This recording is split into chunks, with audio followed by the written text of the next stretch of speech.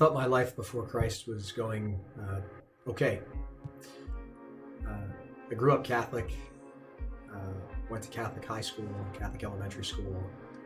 But by the time I got to high school, I considered myself an atheist. By the time I got to college, I considered myself an agnostic. And that was still the case by the time I was 30 years old. I had a good job, a successful company that I had started.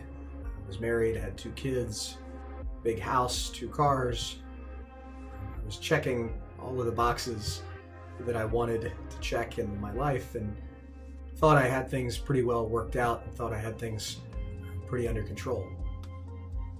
But the truth is that my marriage was not in control, and my family wasn't how I wanted it to be, and there was still something missing in my life. I really didn't know what that was.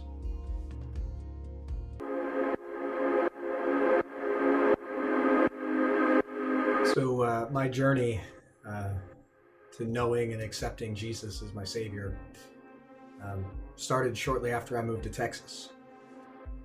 I just moved into a new neighborhood, met some new neighbors that had just moved next door, and family was really nice. Dad was really nice, but he was a Steelers fan. But we started to become friends, and some other friends had invited us to church, and I decided to check it out. Really, I thought, I'm not sure if this is the truth or if this is really right, but I was raised in a church, and it was good for me, and so I thought it'd be good for my kids, even if I wasn't sure exactly what I believed. So we show up for church, and there's that Steelers fan standing up on stage. Turns out he was a pastor of the church that we had been invited to, and we had no idea.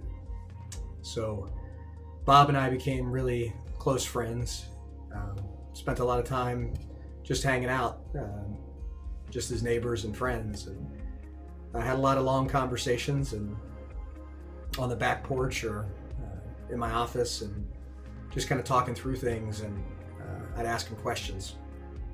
And so that went on for a few years. He gave me some books to read, and I was kind of coming around to the whole thing and going to church more and thinking, hey, this makes more and more sense. But ultimately, the day that I accepted Jesus as my Savior was a day, one of the hardest days of my life.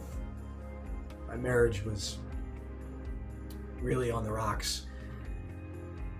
And I was sitting in my front driveway, parked in my car, hadn't walked into the house yet.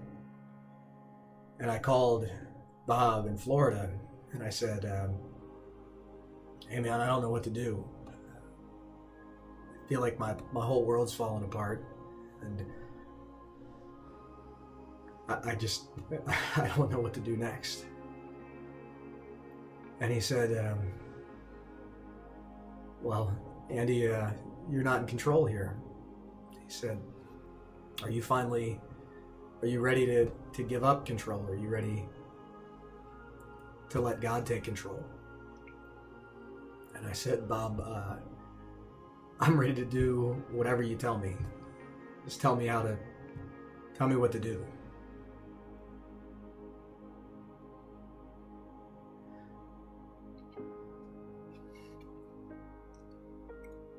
And so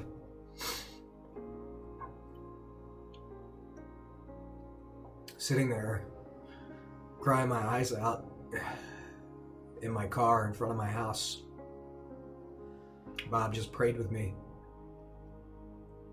And he said, you gotta let God take control here. And so we prayed, and I said, yes, I want Jesus in my life, and I want to know what that looks like, and I want to let him take control.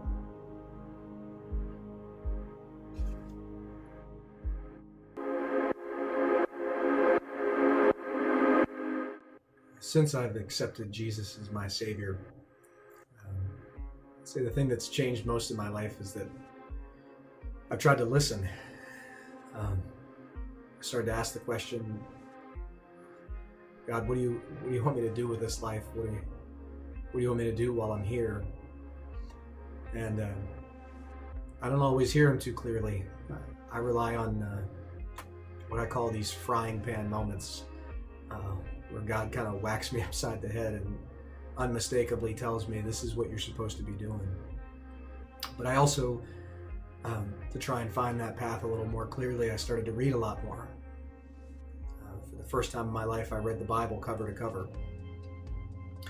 And I started to read more books, anything I could get my hands on, from Lee Strobel, or other folks that people in the community turned me on to help me kind of navigate this and learn more and understand more.